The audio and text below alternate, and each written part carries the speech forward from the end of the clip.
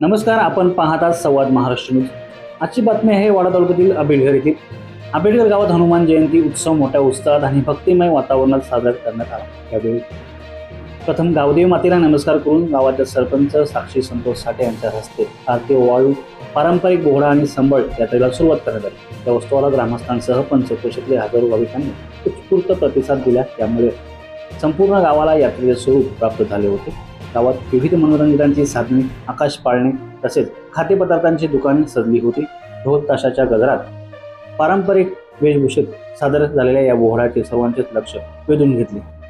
गावातील युवक, लहान मुले आणि ज्येष्ठ नागरिकांनी मोठ्या उत्साहात सहभाग घेत उत्सवाला चार चांद लावले. जय हनुमानच्या घोषणाने संपूर्ण परिसर भक्तिमय झाला होता.